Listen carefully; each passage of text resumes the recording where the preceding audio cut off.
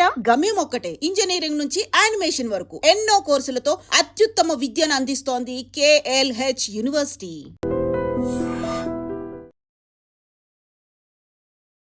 నమస్తే, నేను Kavitha. Welcome to I dream news and నిజాలు. సీజ్ ఫైర్ ని నిరవధికంగా పొడిగిస్తున్నట్లుగా అమెరికా అధ్యక్షుడు డొనాల్డ్ ట్రంప్ అనౌన్స్ చేశారు. అది కూడా ఇరాన్ అడగక ముందే, ఈ గడువు ముగియక ముందే ప్రకటన డొనాల్డ్ ట్రంప్ నుంచి వచ్చింది. దీంతో పాటుగా రాబోయేటువంటి 72 గంటల్లో పీస్ టాక్స్ కూడా ఉండొచ్చు అనేటువంటి వార్తతో పాటుగా గతంలో ఇరాన్లో జరిగినటువంటి ప్రొటెస్టుల్లో అరెస్ట్ చేసినటువంటి 8 మంది మహిళల్ని నేను రిలీజ్ చేయాలని కోరాను, వాళ్ళందరినీ కూడా ఇరాన్ రిలీజ్ చేస్తోంది, అదొక హ్యాపీ న్యూస్ అనేటువంటి మాటను కూడా డొనాల్డ్ ట్రంప్ చెప్తున్నారు. ఇంత గందరగోళమైనటువంటి పరిస్థితుల్లో గతంలో అరెస్ట్ అయిన వారి గురించి డొనాల్డ్ ట్రంప్ ఇప్పుడు ఎందుకు మాట్లాడుతున్నారు, అడుగుతున్నారు. నెక్స్ట్ ఏం జరగబోతోంది? మనతో పాటుగా ఉన్నారు సీనియర్ జర్నలిస్ట్ సురేష్ కొచ్చతిల్ గారు. సార్ నమస్తే. సో ఇరాన్ అడగలేదు, ఇరాన్ అలాగే స్ట్రాంగ్ గా ఉంది, అలాగే నిలబడింది, గట్టిగా పోరాడుతోంది. బట్ ఈ శాంతి ఒప్పందంతో పాటుగా సీజ్ ఫైర్ కి సంబంధించి గడువుని ఇంకా పెంచుతున్నాము, అది కూడా ఇండెఫినెట్ గా ఉంటుంది. ఎందుకు ఇలాంటి ప్రకటన? ఒక సీజ్ ఫైర్ ఎప్పుడైనా అనౌన్స్ చేసినప్పుడు కవిత గారు, దానికి ఒక డెడ్ లైన్ ఉంటుంది. 2 వారాలు, నెలనో, 2 నెలలనో, 6 నెలలు ఒక డెడ్ లైన్ ఉంటుంది. సీజ్ ఫైర్ అన్ని అప్పుడు దాకా ఉంటుందని. ఇండెఫినెట్ సీజ్ ఫైర్ అనేది ఇప్పుడు ఉండదు. ఫస్ట్ టైం మనం ఒక అమెరికన్ ప్రెసిడెంట్ దగ్గర నుంచి వింటున్నాం. మీకు గుర్తుంటుంది, దీనికన్నా ముందు 6 సార్లు సీజ్ ఫైర్ పొడిగించిన మనిషి డొనాల్డ్ ట్రంప్. ఇది 7వసారి. ఆయన ఎప్పుడు అంటారు, నేను ఒకసారి అన్నారు సివిలైజేషన్ని మొత్తం మాయం చేసేస్తాను, మళ్ళీ అన్నారు నేను మొత్తం బాంబులు ప్రతి మన రిఫైనరీని, పవర్ ప్లాంట్ని, రోడ్లని, బ్రిడ్జ్ని మొత్తం కొట్టేస్తా అన్నారు. దీనికన్నా ముందు కూడా చెప్పారు, ఈసారి కూడా చెప్పారు. సీజ్ ఫైర్ ఏ రోజు అయిపోతుందో ఆ రోజు ఇరాన్ సంతకం పెట్టకపోతే అంతే సంగతి. ఇప్పుడు ప్రెసిడెంట్ ట్రంప్ స్టేట్ చాలా వీక్గా అయిపోయింది. ఎందుకంటే మీరు అమెరికాలో ఉన్న పొలిటికల్ కామెంటరీ వింటే మీకు అర్థమైపోతుంది, ప్రెసిడెంట్ ట్రంప్కి దీని నుంచి బయటపడడానికి ఛాన్సే లేదు. ఇప్పుడు ఆయన ఏమనుకున్నారంటే పాకిస్తాన్ దీనికి ఇరాన్ని తీసుకొచ్చి కూర్చోబెట్టి మాట్లాడి సంతకం పెట్టేస్తున్నా అనుకున్నారు, ఎస్పెషల్లీ యురేనియం మీద, స్ట్రెయిట్ ఆఫ్ హార్మస్ మీద. కానీ ఇరాన్ ఉల్టా గేమ్ ఆడారు. ఇరాన్కి ఒక లాజిక్ ఉంది, ఈ యుద్ధంలో మేము ఎన్ని రోజులైనా వీ కెన్ డ్రాగ్ ఇట్, ఎన్ని రోజులను గుంజుకొని తీసుకెళ్ళచ్చు మేము. దీనికి ఒక కారణం ఉంది. ఇరాన్ ఇరాక్ యుద్ధం జరిగినప్పుడు సద్దాం హుసేన్తో 8 సంవత్సరాలు ఇరాన్ యుద్ధంలో వాళ్ళు అన్ని నష్టాలు సహించారు, చాలా మటుకు. I think almost 10 million people were killed, 10 million మంది చనిపోయారు ఆ యుద్ధంలో. ఇరాన్ ఎకానమీ మొత్తం ధ్వంసం అయిపోయింది. కానీ ఇరాన్ అప్పుడు కూడా బయటపడ్డారు. వాళ్ళు గెలవలేదు, ఎవరు గెలవలేదు అంటే, కానీ దే సర్వైవ్డ్.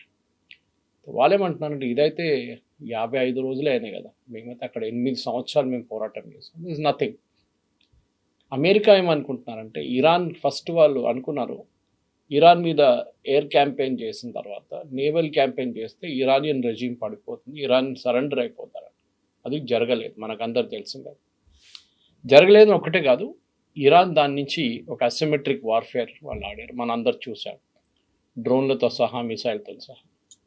అమెరికా కూడా వాళ్ళ టెక్నాలజీ యూజ్ చేసి ఇరాన్ మీద కావాలన్నా ఆల్మోస్ట్ 11,500 రైడ్స్ చేశారు, అటాక్స్ ఇజ్రాయెల్తో. దాంతో 3,000 అటాక్స్ ఇజ్రాయెల్ చేశారు, 8,000 అమెరికా వాళ్ళు చేశారు. అమెరికా దగ్గర ఇప్పుడున్న లేటెస్ట్ పెంటగన్ బ్రీఫింగ్లో కూడా వాళ్ళు డినై చేయలేదు, కానీ చాలా క్లియర్గా ఏం చెప్తున్నారంటే, మా దగ్గర ఇప్పుడు స్టాక్ పైల్స్, అంటే మా దగ్గర ఉన్న మిసైల్, మా వేర్ హౌస్లో ఉన్న మిసైల్స్ అన్ని తగ్గిపోయింది, క్వాంటిటీ తగ్గింది, దాని ప్రొడక్షన్ నడుస్తుంది. మాకు ఇంకొక 2-3 వారాలు కావాలి ఫుల్ లోడ్ తీసుకోవడానికి. నెక్స్ట్ ఒక యుద్ధం ఉంటే మా దగ్గర అన్ని ఆయుధాలు లేవు, అయితే అడ్డుకోవడానికి, లేకుంటే అఫెన్సివ్ ఆర్ డిఫెన్సివ్. సో దానికి మాకు 2-3 వారాలు కావాలి. దానికోసం ప్రెసిడెంట్ ట్రంప్ ఈ సీజ్ ఫైర్ ఎక్స్టెండ్ చేశారని అమెరికాలో ఉన్న డిఫెన్స్ అనలిస్ట్ చేస్తున్న కామెంటరీ. బహుశా అది కరెక్ట్ ఉండొచ్చు, ఎందుకంటే దీనికన్నా ముందు కూడా అమెరికా చెప్పారు మా దగ్గర స్టాక్ పైల్ తగ్గిందని. పీట్ హెస్గెత్ని ఒక ప్రెస్ కాన్ఫరెన్స్లో అడిగారు, ఆయన డైరెక్ట్లీ డినై చేయలేదు, మా దగ్గర కావాల్సినంత మా దగ్గర ఉందన్నారు. But that is not a real answer అన్నమాట. ప్రెసిడెంట్ ట్రంప్ ఇప్పుడు ఈ సీజ్ ఫైర్ని పొడిగించారు. ఇరాన్ అంటున్నారు మేము అడగలేదు. At the same time America blockade చేస్తున్నారు గల్ఫ్ ఆఫ్ ఒమాన్లో, అరేబియన్ సీలో మా షిప్స్ మీద దాడి చేస్తున్నారు, మా షిప్స్ని క్యాప్చర్ చేస్తున్నారు. సో మేము ఈ సీజ్ ఫైర్ని అంగీకరించాము. అమెరికానే we will not allow straight of Hormuz to be open. In fact yesterday మీకు గుర్తుంటుంది, దానికన్నా 2 రోజుల ముందు ఒక 2 ఇండియన్ షిప్స్ మీద దాడి చేశారు, ఇరానియన్ రెవల్యూషనరీ గార్డ్. నిన్న 3 షిప్ల మీద దాడి చేశారు. దాంట్లో 2 వాళ్ళు క్యాప్చర్ చేసుకొని బందర్ అబ్బాస్కి తీసుకెళ్లారు, వాళ్ళ main port strait of Hormuz అవతల. So they have taken it to Bandar Abbas. కానీ యూఎస్ రియాక్ట్ కావట్లేదు. నిన్నదాకా ప్రెసిడెంట్ ట్రంప్ ఏ ప్రెస్ కాన్ఫరెన్స్లో అయినా చెప్తుంటారు ఇరాన్ లీడర్షిప్ లేదు, మేము మొత్తం లీడర్షిప్ని ధ్వంసం చేశాం. ఇప్పుడు ఆయన అంటున్నారు చేసిన పాసిబిలిటీ తప్పైంది మా దగ్గర, ఎందుకంటే మాకు మాట్లాడడానికి ఇప్పుడు ఎవరు లేరు మా దగ్గర, ఎవరితో మాట్లాడాలని మాకు అర్థం కావట్లేదు. వాళ్ళ దగ్గర ఉన్నది 3, వాళ్ళ ప్రెసిడెంట్ పెస్కేసియన్, గాలిబాఫ్ వాళ్ళ స్పీకర్, అండ్ అరగాచి వాళ్ళ ఫారెన్ మినిస్టర్. వీళ్ళు 3 ఉన్నారు. కానీ 3లో it is the speaker of the parliament, okay, Ghalibaf. ఆయనే డిసిషన్ తీసుకోవడానికి కొంచెం కేపబుల్ ఉన్నారు, ఎందుకంటే ఆయన ఫార్మర్ ఐఆర్జీసీ సీనియర్ కమాండర్ ఆయన. కానీ ఆయన కూడా they have to check with IRGC. So ఇరాన్లో ఏం జరిగిందంటే అక్కడున్న రిలీజియస్ లీడర్స్ని ఐఆర్జీసీ పక్కన పెట్టి ఐఆర్జీసీ హస్ టేకన్ ఓవర్. దీనికన్నా ముందు కూడా మనం ఈ యుద్ధం మొదలైనప్పుడు ఫస్ట్ సెకండ్ వీక్లో ఐఆర్జీసీ స్ట్రక్చర్ గురించి మాట్లాడాం. 1979లో ఇరానియన్ రెవల్యూషన్ జరిగినప్పుడు అప్పుడున్న ఇరానియన్ ఆర్మీ, ఇప్పుడు కూడా ఉన్నారు వాళ్ళు, ఆల్మోస్ట్ 6 లక్షల మంది ఉన్నారు. ఇరానియన్ ఆర్మీకి ట్రైనింగ్ ఇచ్చిందంతా యుఎస్ చాలా సంవత్సరాల నుంచి. షా ఆఫ్ ఇరాన్ ఉన్నారు అప్పుడు, రజా పేల్వి, ట్రైనింగ్ మొత్తం యుఎస్ ఇస్తున్నారు, యుఎస్ ఆర్మీ. సో ఖొమేనీకి డౌట్ ఉండే ఈ యుఎస్ ఆర్మీ ట్రైనింగ్ ఇచ్చిన ఇరానియన్ ఆర్మీ మా మీద రేపు ఒక కూ చేసేస్తారు, మమ్మల్ని తీసి పక్కన పడేస్తారు, మమ్మల్ని చంపేస్తారు కావాలంటే. ఖొమేనీకి ఒక డౌట్ ఉండే. ఆయన ఒక కొత్త ఆర్మీని రైజ్ చేసిండు, that is IRGC, Iran revolutionary guard corps. ఆ ఐఆర్జీసీలో 150,000 మంది ఉన్నారు. వాళ్ళతో పాటు కూడా మనం మాట్లాడడం దేనికన్నా ముందు బసీజ్ అని చెప్పి వాళ్ళ దగ్గర ఒక పారామిలిటరీ ఫోర్స్ ఉంటుంది. వాళ్ళు మోటార్ సైకిల్ మీద తిరుగుతారు. ఎవరైనా మహిళలు హిజాబ్ కరెక్ట్గా వేసుకోలేదంటే వారిని చంపేస్తారు. ఎవరైనా ఇండిపెండెంట్గా రోడ్డు మీద నడుస్తున్నా అంటే వాళ్ళని కూడా కొడతారు, అన్నీ చేస్తారు వాళ్ళు. They are like a moral brigade అన్నమాట ఐఆర్జీసీ కోసం. సో ఈ ఐఆర్జీసీకి ఆయుధాలు కానీ, లేటెస్ట్ వెపనరీ కానీ, లేటెస్ట్ టెక్నాలజీ అంతా ఇచ్చారు ఇరానియన్ రెజీమ్. అదే టైంలో ఇరానియన్ ఆర్మీకి ఇవ్వలేదు. ఇరానియన్ ఆర్మీ అనేది 40 నుంచి 50% మంది, ఆల్మోస్ట్ హాఫ్ కాన్స్క్రిప్ట్స్ అంటారు మనం. అది ఫోర్సిబుల్లీ మీరు రోడ్ మీద నడుస్తుంటే మిమ్మల్ని పట్టుకుపోయి ఆర్మీలో వేసేస్తారు. Okay, forcible. ఇది మన సెకండ్ వరల్డ్ వార్ కూడా నడిచింది, ఫోర్సిబుల్ కన్స్క్రిప్షన్. అది తర్వాత మనం చూసాం యూక్రెయిన్లో కూడా ఉండే కొంచెం మటుకు. రష్యాలో జరిగిందంటున్నా తెలియదు, కానీ మన వైపు నుంచి కొంత ఇండియన్స్ తీసుకెళ్ళి అక్కడ ఆర్మీలో జాయిన్ చెప్పి కొంతమంది చనిపోయారు కూడా. కన్స్క్రిప్షన్ అనేది సెకండ్ వరల్డ్ వార్ నుంచే వస్తుంది. అది ఈ కన్స్క్రిప్ట్స్ ఎప్పుడు వాళ్ళ ఓపెన్ మైండ్తోనే వెళ్ళలేదు, వాళ్ళని ఎవడో తీసుకెళ్ళి గుంజి దాంట్లో పడేశారు అంతే, ఫోర్సిబుల్గా. సో వాళ్ళకి ఎప్పుడు ఒక ఎక్కడి నుంచి పారిపోవాలని ఉంటుంది. సో ఇరానియన్ ఆర్మీలో ఇప్పుడున్న చాలా మటుకు కాన్స్క్రిప్ట్స్ వాళ్ళ వైపు నుంచి వచ్చిన 2-3 సంవత్సరాలుగా ఇరానియన్ ఆర్మీలో ఉన్నారనుకోండి, వాళ్ళు బహుశా ఇప్పుడు పారిపోతారు. ఇరానియన్ రెవల్యూషనరీ గార్డ్స్లో కూడా 30% మంది కాన్స్క్రిప్ట్స్ ఉన్నారు.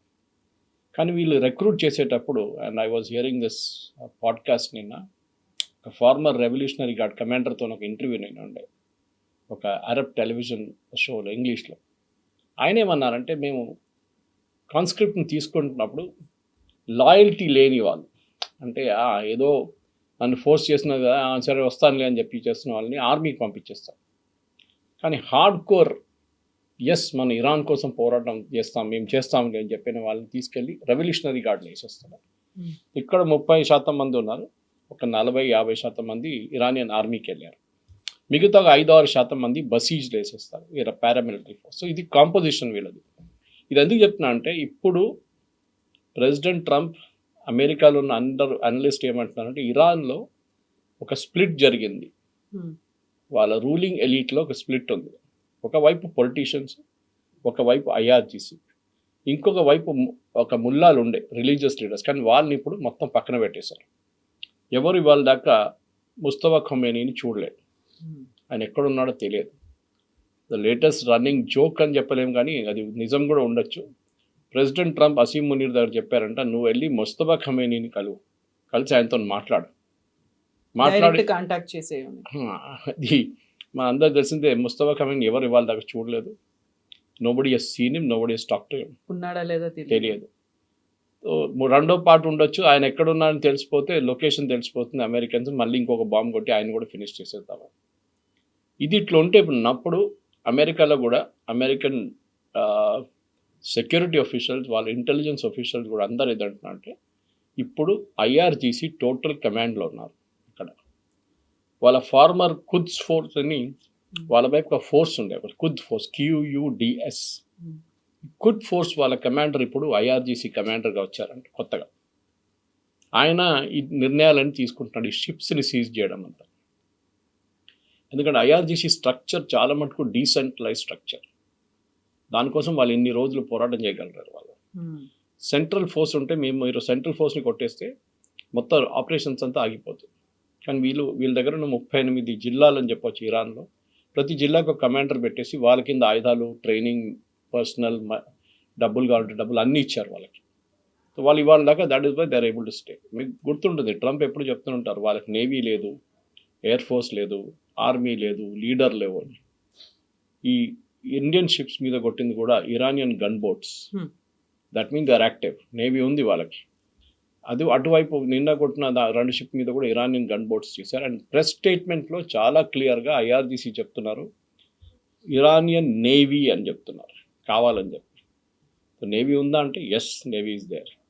అది ఎవరు నడిపిస్తున్నారో తెలియదు. US ఎందుకు ఏం చేయకుండా కూర్చున్నారు ఈ షిప్స్ మీద దాడి చేస్తున్నప్పుడు? Why is US not protecting the ships?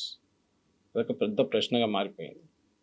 బహుశా American president Donald Trump idea ఏంటంటే దీని నుంచి ఎట్లైనా బయటపడాలి. ఆయన చాలా రోజులు ట్రై చేస్తున్నారు, కాట్లేదు. అసీం మునీర్ ఒక డబుల్ గేమ్ ఆడారని చెప్పి ఇవాళ పొద్దున ఇరానియన్ ఒఫీషియల్ స్టేట్ మీడియాలో ఒక స్టేట్మెంట్ వచ్చింది. చాలా డేంజరస్ యాక్చువల్లీ అసీం మునీర్కి. నెక్స్ట్ టైం ఇరాన్కి వెళ్తే ఆయన బహుశా అక్కడి నుంచి వాళ్ళు మాయం చేసేస్తారు ఆయన్ని. అసీం మునీర్కి వీళ్ళు కొన్ని పాయింట్స్ ఇచ్చారంట. మీకు గుర్తుంటుంది, ప్రెసిడెంట్ ట్రంప్ చెప్పారు ఇరానియన్ లీడర్షిప్, ఒక అసీం మునీర్ అడిగారు సీజ్ ఫైర్ కావాలండి, నేను ఇరానియన్ లీడర్షిప్ని కన్విన్స్ చేసి ఒక ఆర్మీని, ఈ పొలిటీషియన్స్ ఇద్దరు కూర్చోబెట్టి ఒక కామన్ లిస్ట్ ఆఫ్ డిమాండ్స్ మీకు తీసుకొస్తాను. Actually list of demands already వెళ్ళిందంట. అసీం మునీర్ మొన్న 4 రోజుల ముందు తిరిగి పాకిస్తాన్కి వెళ్ళినప్పుడు ఆ లిస్ట్ ఆయన దగ్గర ఉండే, కానీ ఆయన అమెరికన్స్ ఇప్పుడు దాకా ఆ లిస్ట్ ఇవ్వలేదు.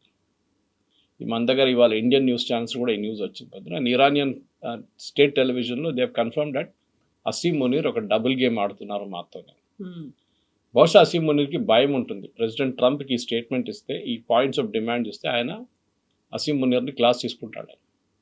దానికోసం మొన్న president Trump made a tweet and truth సోషల్లో పోస్ట్ చేశారు, it is time for Asim Munir to deliver. ఇప్పుడు మీకు అర్థమవుతుంది why Oman never got involved. Egypt ఎందుకు రాలేదు, తుర్కీ ఎందుకు రాలేదు దీంట్లో పీస్ టాక్స్లో. వాళ్ళకి తెలుసు ఇది ఇక్కడే ఎండ్ అవుతుంది. ఈలో ఇరాన్ ఇంకా రాకపోతే ఆర్ ఇరాన్ని కన్విన్స్ చేయకపోతే ప్రెసిడెంట్ ట్రంప్ అసీం మునీర్ని కరేపాకు పడేస్తున్నట్లు పక్కన పడేస్తాడు అంతే. ఒకవేళ పీస్ టాక్స్ కనుక సక్సెస్ఫుల్ గా అయితే వచ్చే బెనిఫిట్స్ గురించి ఆలోచించుకున్నారు తప్ప, ఒకవేళ కాకపోతే ఎంత ప్రెషర్ పెడతారు, ఏం జరుగుతుంది అనేది ముందే ఊహించలేదా పాకిస్తాన్? ఊహించలేదు. అండ్ వాళ్ళకేంటంటే వాళ్ళకి ఒక ఇంటర్నేషనల్ క్రెడిబిలిటీ కావాలంటే. మీకు గుర్తుంటుంది సోవియట్స్ వచ్చినప్పుడు ఆ టైంలో గుల్బుద్దీన్ హెక్మతియార్ వీళ్ళందరూ ఉన్నారు, అంటే రెబెల్ ఫోర్సెస్గా చాలామంది ఉన్నారు. Even northern alliance Ahmad Shah Massoud. Pakistan ఆ టైంలో చాలా క్రూషియల్ రోల్ ప్లే చేశారు US కోసం. US ఎప్పుడు పాకిస్తాన్ని వాడుకున్నారు. అది మీరు సోవియట్ కోల్డ్ వార్ టైం నుంచి చూడండి, మీకు కనిపిస్తుంది. ఫస్ట్ సోవియట్స్ వచ్చినప్పుడు పాకిస్తాన్కి F-16లు డబ్బులు విపరీతంగా ఇచ్చారు అమెరికా. కానీ ఏ రోజు సోవియట్స్ పారిపోయారు, that day America stopped funding. అప్పుడు మళ్ళీ అల్-ఖైదా అండ్ తాలిబాన్ అక్కడ కనిపించారు. వాళ్ళు పెద్ద హెడ్ ఇక్కడ లాస్ట్లో వాళ్ళు 9/11 చేసినప్పుడు అమెరికాలో అల్-ఖైదా, మళ్ళీ అమెరికా తిరిగి వచ్చారు వాళ్ళని కొట్టడానికి. మీకు గుర్తుంటుంది బొరా బొరా కేవ్స్ అని కేవ్స్ ఉంది ఆఫ్ఘనిస్తాన్లో, అక్కడ దాచుకున్నారు మన ఒసామా బిన్ లాడెన్. లాస్ట్ మనందరికి తెలుసు ఒసామా బిన్ లాడెన్ దొరికింది పాకిస్తాన్లోనే, versus America was searching for him in Afghanistan. Pakistan ఏం చెప్పారంటే ఈయన ఆఫ్ఘనిస్తాన్లో ఉన్నారు, బోరా బోరా కేవ్స్లో ఉన్నారు, మీరు అక్కడే కొట్టండి అని అమెరికా వాళ్ళు వారం 2, 3, 4 వారాలు బాంబింగ్ చేశారు అక్కడ. కానీ ఒసామా బిన్ లాడెన్ అక్కడ లేరు. పాకిస్తాన్లో ఉన్న ఇంటెలిజెన్స్ ఏజెన్సీస్ ఐఎస్ఐ ఆయన్ని అటోబాబాద్కి తీసుకొచ్చారు, పాకిస్తాన్కి తీసుకొచ్చి ఒక సేఫ్ హౌస్లో పెట్టారు ఎవరికి తెలియకుండా. దాని తర్వాత 190 మంది ఐఎస్ఐ ఇంటెలిజెన్స్ ఆఫీసర్స్ని అక్కడ అల్ఖైదా వాళ్ళ మీద దాడి చేస్తారని తెలిసినప్పుడు వాళ్ళని ఓవర్ నైట్ ఒక 10 హెలికాప్టర్స్లో ఎయిర్ లిఫ్ట్ చేసి పాకిస్తాన్కి తీసుకొచ్చారు. అది ఎందుకంటే వాళ్ళు అక్కడ ఉంటే వాళ్ళని డెఫినెట్గా చంపేస్తారు. సో పాకిస్తాన్ రోల్, అమెరికా ఎప్పుడు పాకిస్తాన్ని వాడుకున్నారు, ఇది మనం పర్వేజ్ ముషర్రఫ్ స్టేట్మెంట్లో మీకు తెలుసు. జియాల్ హక్తోని పాకిస్తాన్ ఆర్మీ చీఫ్తోని అమెరికాకి చాలా మంచి రిలేషన్షిప్ ఉంది. కానీ ఏ రోజు జియాల్ హక్ అమెరికా వ్యతిరేకంగా తిరిగాడో నెక్స్ట్ వీక్ ఆయన పెషావర్ నుంచి ఇస్లామాబాద్కి వస్తున్న ఒక ఎయిర్క్రాఫ్ట్లో సిఐఏ వాళ్ళకు పెద్ద బాంబు పెట్టారు. మామిడికాయలు తీసుకొస్తున్న దాంట్లో మామిడికాయలతో సహా ఒక బాంబు పెట్టారు. The case of exploding mangoes అని చెప్పి చాలా ఫేమస్ ఒక బుక్ ఉంది దాని మీద. సో అమెరికా ఒక పాలసీ ఉంది, ఎప్పుడైనా పాకిస్తాన్ ఆర్మీని వాడుకుంటారు, దాని తర్వాత వాళ్ళని పక్కన పడేస్తారు. దానికోసం తాలిబాన్ వచ్చిన తర్వాత, అల్ఖైదా ఎలిమినేట్ అయిన తర్వాత, నేటోతోని యుఎస్ పారిపోయిన తర్వాత పాకిస్తాన్కి డబ్బులు ఇవ్వలేదు లాస్ట్ 10 సంవత్సరాల్లో. The started from president Trump first term, దానికన్నా ముందు ఒబామా టైం నుంచి స్టార్ట్ అయ్యాయి. ఒబామా, ప్రెసిడెంట్ ట్రంప్, బైడెన్, మళ్ళీ ప్రెసిడెంట్ ట్రంప్. ఇప్పుడు ప్రెసిడెంట్ ట్రంప్ సెకండ్ టర్మ్లో వచ్చినప్పుడు పాకిస్తాన్కి డబ్బులు ఇవ్వడం మొదలుపెట్టారు. ఈవెన్ వాళ్ళ F-16 దానికి సాఫ్ట్వేర్ అప్గ్రేడ్ కూడా లేకుండా దాన్ని అప్గ్రేడ్ చేయడానికి $160 మిలియన్ ఒక అగ్రిమెంట్ చేశారు అమెరికా. పాకిస్తాన్ అన్నారు మా దగ్గర డబ్బులు లేదంటే నో ప్రాబ్లం, మేము మీకు లోన్గా ఇస్తామని లోన్ ఇచ్చి అమెరికా దాన్ని రిపేర్ చేస్తున్నారు. 5 F-16 ఎయిర్క్రాఫ్ట్, దాంట్లో ఒక 2-3 F-16 తీసుకెళ్ళి ఇప్పుడు సౌదీ అరేబియాలో వేసేసారు Pakistan. So Pakistan army history ఎందుకు చెప్తున్నా అంటే ఇప్పుడు ఈ డబుల్ క్రాసింగ్ గేమ్ నడుస్తుంది చూడండి, ఇది కొత్తదేం కాదు. మనం అనుకుంటాం అసీం మునీర్ ఏదో పెద్ద పని చేస్తున్నారు కాదు, they are playing this game from a long time.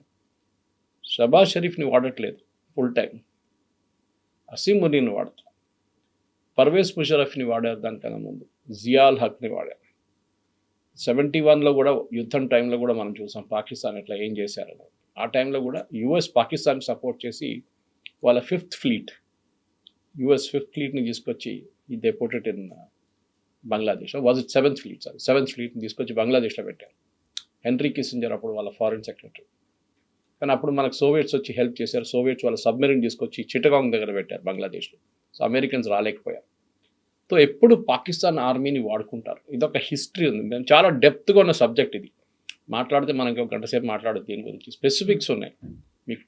నేను బొరా బొరా కేవ్స్ ఒక ఎగ్జాంపుల్ ఇచ్చాను, కానీ చాలా మటుకు అహ్మద్ షా మసూద్ని చంపిన దాంట్లో ఐఎస్ఐ రోల్ ఉందని అందరికి తెలుసు. Because Ahmad Shah Massoud was considered చాలా క్లోజ్, ఇండియాతో చాలా క్లోజ్ అని వాళ్ళకి తెలుసు. ఈ 9/11 జరిగే ఇన్ఫర్మేషన్ అహ్మద్ షా మసూద్ దగ్గర ఉండే. ఆయన ఒక సిరియన్ టెలివిజన్ ఛానల్కి, న్యూస్ ఛానల్కి ఇంటర్వ్యూ ఇచ్చారు దీని గురించి మాట్లాడడానికి. వాళ్ళు ఏం చేశారంటే అదే కెమెరా లోపల ఒక మిసైల్ పెట్టుకొని అహ్మద్ షా మసూద్ని చంపారు. మీకు గుర్తుంటుంది ఆ కేసు. సో పాకిస్తాన్ హిస్టరీ అట్లా ఉంది. ఇప్పుడు ఇరాన్తో ఎందుకు వెళ్ళారంటే, ఒకటి అసీం మునీర్ అండ్ కాసిం సులేమాని, దీనికన్నా ముందు కూడా చెప్పాను, వెరీ క్లోజ్ ఉండేవాళ్ళు. మన IRGC చీఫ్, వారిని అమెరికా ఫినిష్ చేసేసారు ఫస్ట్ ట్రంప్ టర్మ్లో. ఇప్పుడు కూడా చాలా క్లోజ్. IRGC కూడా ఆయన వాడుకున్నారు. ఎందుకంటే మెయిన్లీ పాకిస్తాన్ దగ్గర ఉన్న న్యూక్లియర్ టెక్నాలజీని చాలా మటుకు, ఎస్పెషలీ ఎన్రిచ్మెంట్ టెక్నాలజీని ఇరాన్ పాకిస్తాన్ దగ్గర నుంచి తీసుకున్నారు. ఇరాన్ మీద చాలా మటుకు ఆంక్షలు పెట్టారు. దానికి Iran has done. Today morning ఇంకొక న్యూస్ వచ్చింది ఇంట్రెస్టింగ్గా. పాకిస్తాన్ నుంచి ఉన్న ఒక రెబెల్ గ్రూప్ ఒకటి ఉంది, ఇరాన్ వ్యతిరేకంగా ఎప్పుడు వాళ్ళు అటాక్ చేస్తూనే ఉంటారు. మీకు గుర్తుంటుంది 8 నెలల ముందు పాకిస్తాన్ ఇరాన్ ఒక చిన్న లిమిటెడ్ వార్ జరిగింది 3 రోజులకి. పాకిస్తాన్ ఇరాన్లో ఉన్న కొంతమంది రెబెల్స్ మీద దాడి చేశారు. ఇరాన్ ఏం చేశారు, వాళ్ళ ఎయిర్క్రాఫ్ట్ తీసుకొచ్చి పాకిస్తాన్ వైపు ఉన్న కొంతమంది రెబెల్స్ మీద దాడి చేశారు. ఇది బలూచిస్తాన్ ఏరియాలో మెయిన్లీ అన్నమాట. నిన్న జరిగింది మళ్ళీ అదే, ఇరాన్ దాడి చేశారు. నేను ఇమాజిన్, ఈ యుద్ధం నడుస్తున్నప్పుడు ఇరాన్ మిగతా దేశాల మీద బాంబు వేస్తే నిన్న పాకిస్తాన్ మీద బాంబు వేశారు నిన్న. అండ్ పాకిస్తాన్ పీస్ టాక్స్ కోసం ఒక ప్లాట్ఫామ్ ని ప్రొవైడ్ చేస్తోంది. అది కాదు, ఇంటర్నేషనల్ మీడియాలో except for few American channels మిగతా ఎవ్వరు ఈవెన్ ఇండియాలో కూడా కవర్ చేయలేదు. దట్ ఇరానియన్ గవర్నమెంట్ వాళ్ళక రెబెల్ గ్రూప్ మీద, పాకిస్తాన్లో ఉన్న రెబెల్ గ్రూప్ మీద, ఇరానియన్ సోల్జర్స్ మీద దాడి చేస్తున్నారని చెప్పి, ఇరానియన్ గవర్నమెంట్ అసెట్స్ మీద దాడి చేస్తున్నారని చెప్పి వాళ్ళు ఈస్టర్న్ ఇరాన్లో దాడి చేశారని చెప్పి పాకిస్తాన్లో ఉన్న వెస్టర్న్ ఫ్రంట్లో బలూచిస్తాన్ వైపు వాళ్ళు నిన్న బాంబ్ చేశారు. ఇట్స్ అ బిగ్ న్యూస్, కానీ ఎక్కడ రాలేదు. ఎనీవే, ఇప్పుడు ప్రాబ్లం ఎక్కడ వచ్చిందంటే ప్రెసిడెంట్ ట్రంప్కి ఈ యుద్ధం ఆపాలంటే ఒకటి ఇరాన్ ఒక సాలిడ్ ప్రపోజల్ తీసుకురావాలి. అది రాదు, ఎందుకంటే మన అందరు తెలిసిందే మెయిన్ స్టికింగ్ పాయింట్ దాంట్లో యురేనియం. స్ట్రైట్ ఆఫ్ హార్మోస్ పెద్ద ప్రాబ్లం కాదు, ఒకసారి అమెరికా బ్లాకేడ్ లిఫ్ట్ చేస్తే ఇరాన్ కూడా బ్లాకేడ్ లిఫ్ట్ చేసేస్తారు. ప్రాబ్లం ఏంటంటే ఇది మెయిన్గా యురేనియం గురించే ఉంటుంది. యురేనియం మనకు అందరు తెలిసిందే, ప్రెసిడెంట్ ఒబామా టైంలో జేసీపీ అగ్రిమెంట్లో 20 సంవత్సరాలని చెప్పారు, లాస్ట్ 10 సంవత్సరాలకి, దట్ ఈస్ ఫ్రమ్ 2015 to 2025 వీళ్ళు యురేనియం 3.67% ఎన్రిచ్మెంట్ కన్నా కింద ఉంచుకుంటారని ఒక సంతకం ఒప్పందం చేశారు. That is a very good agreement actually. కానీ ప్రెసిడెంట్ ట్రంప్ 2018 రాగానే ఆ అగ్రిమెంట్ కింద పడేశాడు, నాట్ వర్కింగ్ అని చెప్పేసి. లేకుంటే 2025 లాస్ట్ ఇయర్ దాకా the agreement would have continued. ఇరాన్కి ఎప్పుడు ఆ న్యూక్లియర్ కేపబిలిటీ రాకపోతుంది. కానీ మూమెంట్ ప్రెసిడెంట్ ట్రంప్ ఈ డాక్యుమెంట్ పడేశారు 2018లో, ఇరాన్ స్టార్టెడ్ ఇంక్రీజింగ్ ఎన్రిచ్మెంట్. మన అందరు తెలిసింది enrichment after 20% is weapons grade, super weapons grade, extremely good 90% తర్వాత. And Iranians technically, Kavitha garu, they are brilliant.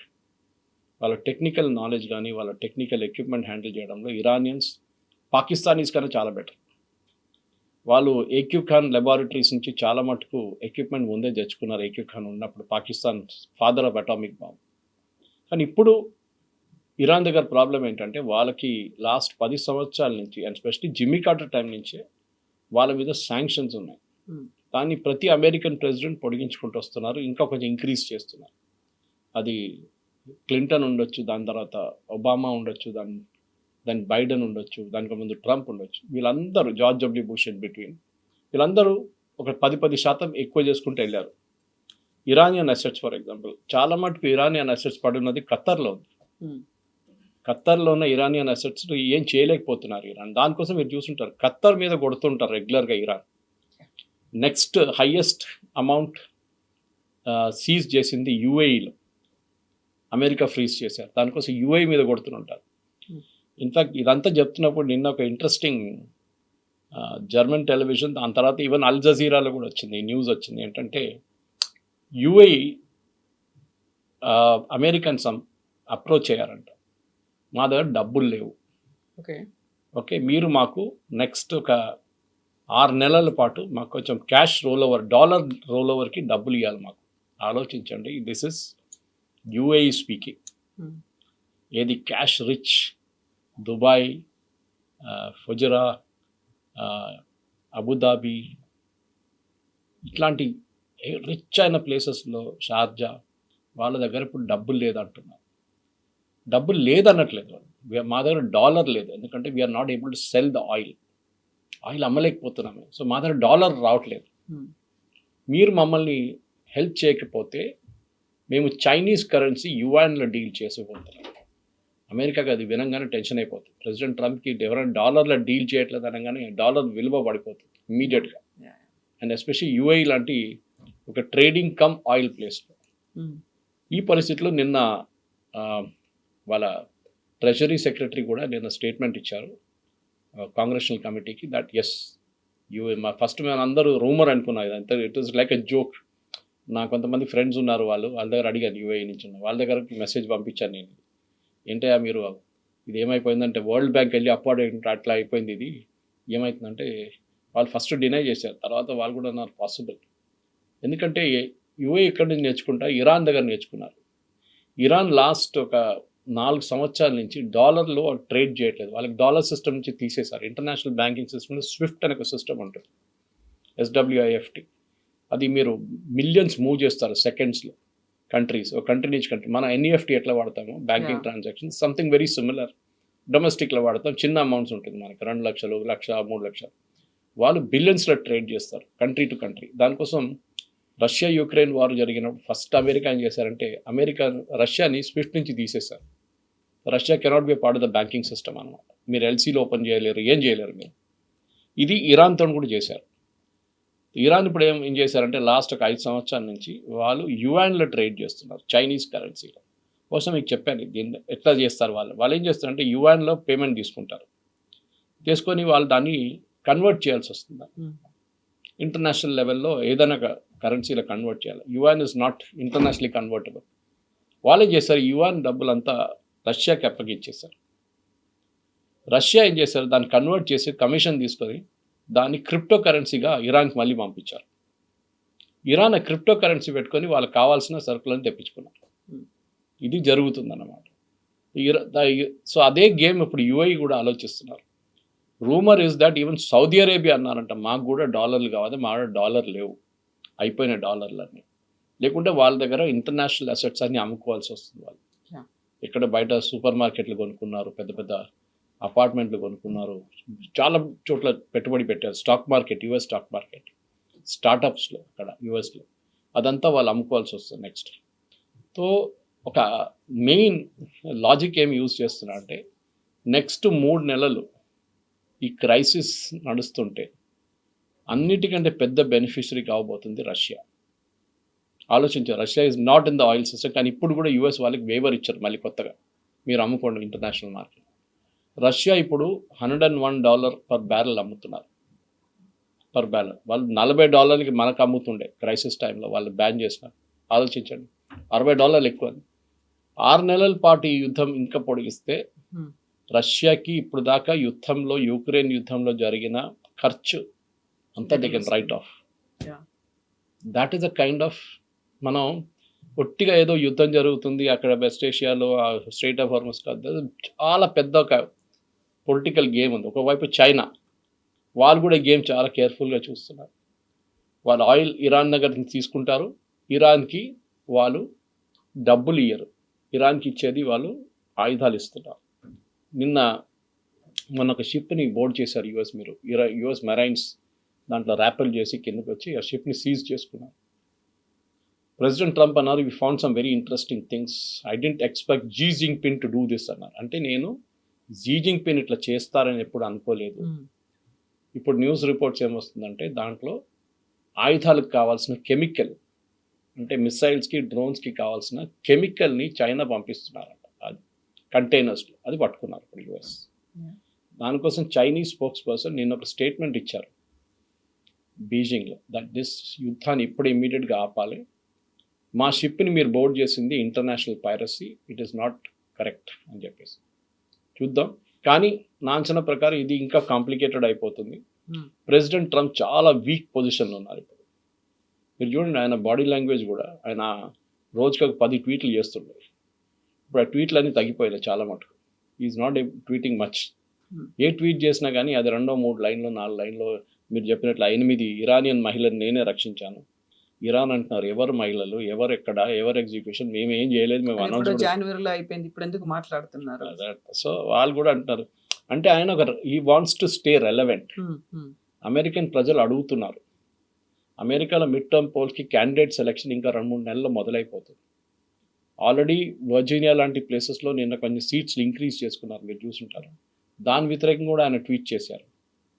Okay, వర్జీనియాలో Republicans పొద్దున్నుంచే గెలుస్తున్నారు, సాయంత్రం దాకా కాగానే డెమోక్రాట్స్ గెలిచారు, ఇదంతా ఓట్ చోరీ అని చెప్పి ఆయన కూడా ఒక ఓట్ చోరీ అక్కడ పెట్టాడు. వాళ్ళ కౌంటింగ్ సాయంత్రం నుంచే మొదలవుతుంది, ఈయన పొద్దున్నుంచే మొదలైంది అంటున్నాడు కౌంటింగ్. ఎనీవే, అది వాళ్ళ లోకల్ పాలిటిక్స్, కానీ అది పెద్ద politics. Number of seats increase చేస్తున్నాం, మన డీలిమిటేషన్ లాగా.